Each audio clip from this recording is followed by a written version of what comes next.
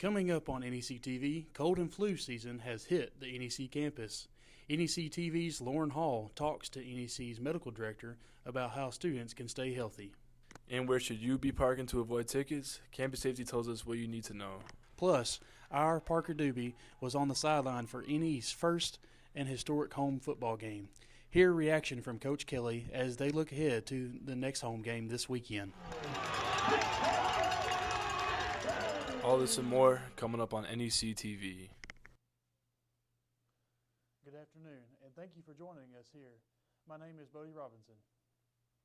And I am Jack Lombardo. Today is September 11th, 2025. Now to our top story.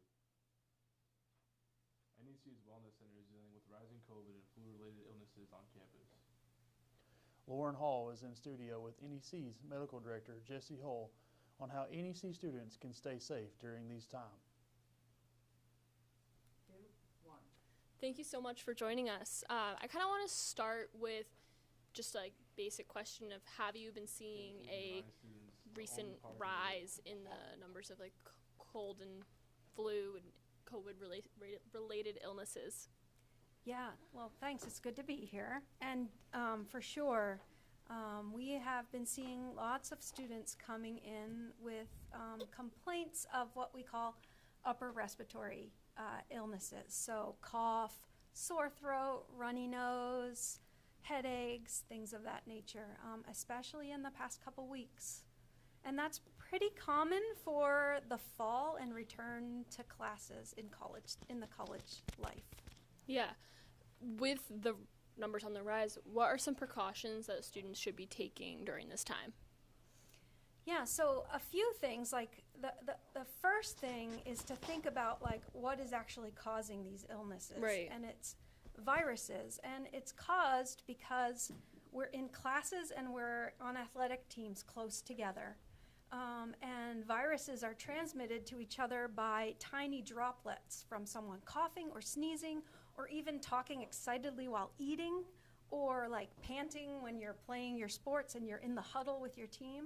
So a good way to keep yourself healthy is if you notice somebody who looks obviously ill, try not to be in close contact with them.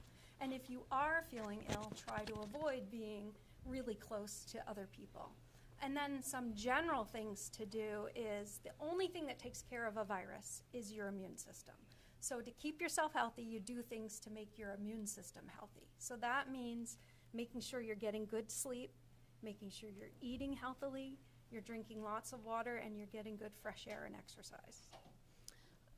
Is there going to be a flu clinic vaccine where students can go at school, or do you recommend going to an outside place for that? What do we do with that? Yeah, so when we talk about respiratory viruses, we talk about lots of things that we don't know the name of, but we also talk about flu and we talk about COVID. And we are going to have a vaccination clinic. It is on September 30th. It's a Tuesday from 10 a.m. to 2 p.m. In the great room in the Simon Center. And we have Shaw's Osco Pharmacy coming, and there will be flu vaccines, COVID vaccines available for anyone who wants it, and also other vaccines for anyone who needs an update on their required vaccines. Do students have to sign up for this ahead of time? We like that people sign up ahead of time, and we'll give you a flyer with a QR code that you can just go right to your phone to sign up. That just helps us get numbers that are coming, but we also, if you forgot to sign up, we encourage you to come anyway, because the more people that come, the better. How long does flu, COVID, respiratory illness season typically last? It really goes through, I would say, through March, until we start again getting that warmer weather, and then people are spending more time outside than they are inside. Thank you so much for joining us. Thank you. Glad to be here.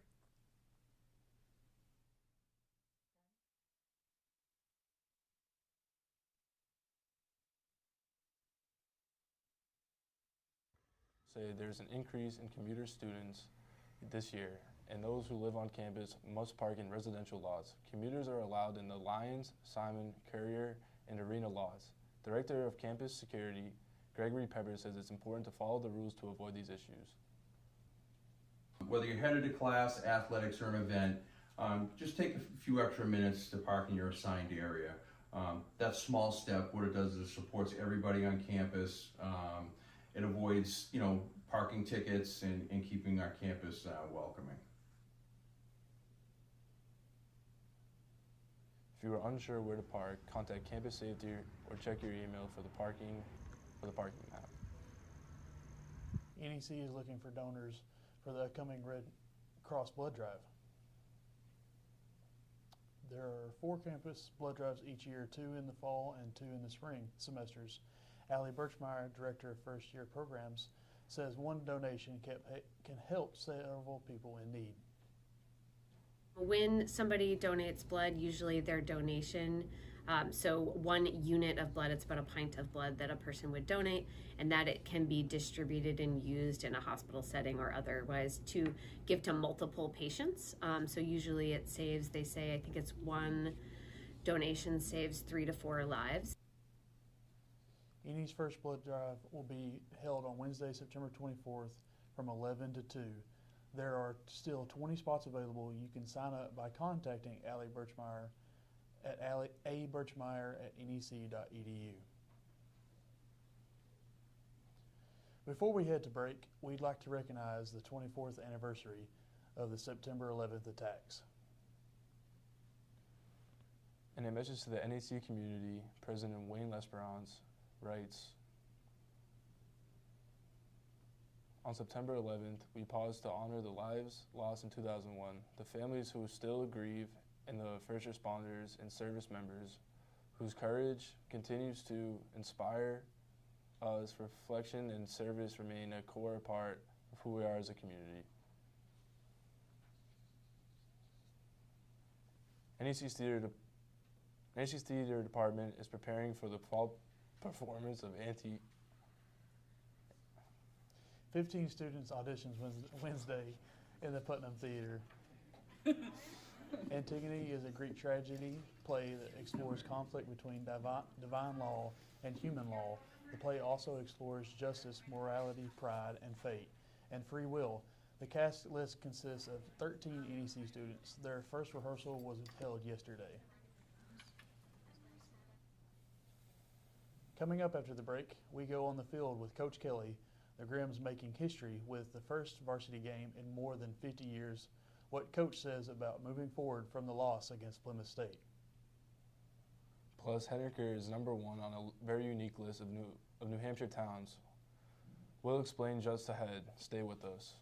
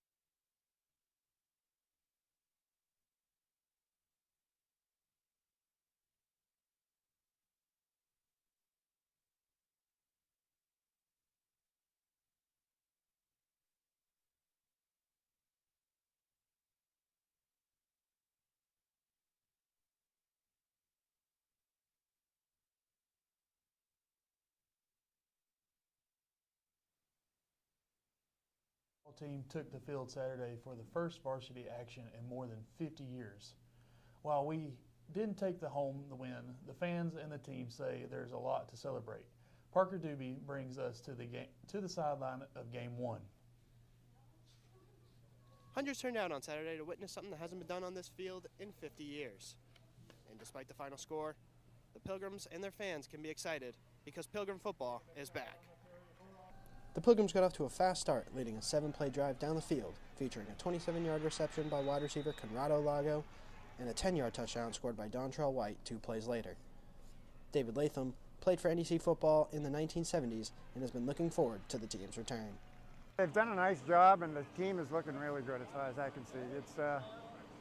It's one of those things where you hard to believe I'm back here 50 years later, and these guys are playing well. After the first quarter, the Pilgrims trailed Plymouth 21-14. The Panthers finished rushing for 419 yards and 7 touchdowns. The last 3 quarters outscoring the Pilgrims 28-7, finishing the game winning 49-21. Younger, smaller than a lot of teams. We just got to play fast, play hard, and get in the weight room. We kind of saw that today. But I preach that all the time. We got a couple older guys that help preach that. But I mean, in the long run, it's really just playing faster than everybody else. Despite the loss, the Pilgrims had a lot to celebrate. NEC spent 2 years building a varsity program and a stadium, so there were plenty of reasons to smile. I mean, it's historic. We still got to win that first one. All right, we still haven't won that one, but that's why you got 10 more contests. And I just told them, I said, this one's over. Tomorrow we watch the film. We move on for MIT next week. Kickoff for next week is slated for 2 in the afternoon here in Henniker. For NEC-TV, I'm Parker Doobie.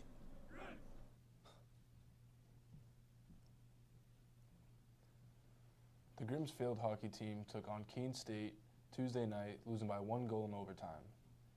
The game going down to the wire after each team netted a penalty goal in the 4th quarter. The Owls put away the winning goal just over a minute into overtime. The Grims are home Saturday at 6 p.m. against Riviere. The NEC men's golf team is back in action, playing 2 matches so far. The Grims finished 3rd out of 5 teams at NEC's Invitational. The Grims grabbed their first team win of the season at Jay Peak. 2 days later, finally the team took action yesterday in Barrere, Vermont, where they finished tied for 2nd place. Their next trip is to Vermont for a 2-day match this weekend. NEC Athletics is recognizing the new Grims of the Week, naming women's volleyball player Samantha Winters and Graham Hassan from men's golf. Winters recently tied her career high with 12 kills against Huston University. Hassan tied for the first place in the NEC Invitational, losing the individual win of the first playoff hole to Salem State, Michael Murphy. Coming up after the break, NEC-TV's Jack Cody takes a look at the top of the Mount Washington and has the weekly weather forecast. The national website ranks Henniker as #1 in the state. We'll tell you why after the break. We will be right back.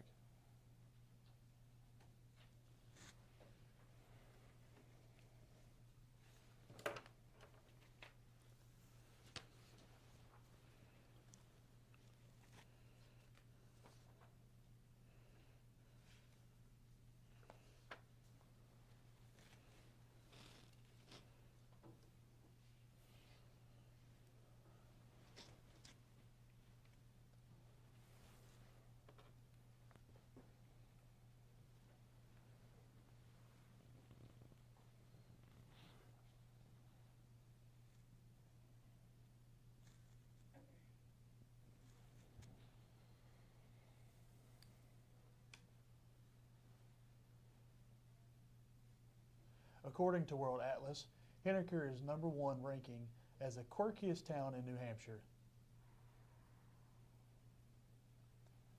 Why is it considered quirky?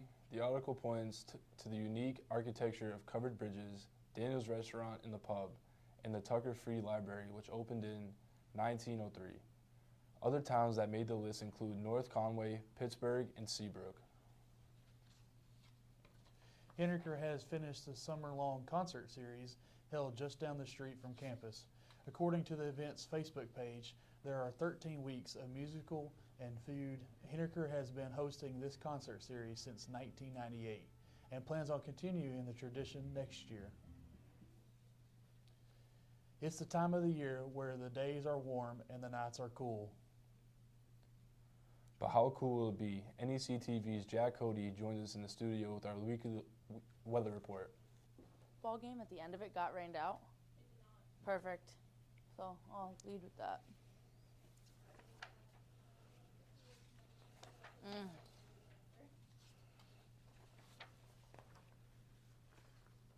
What part of Connecticut?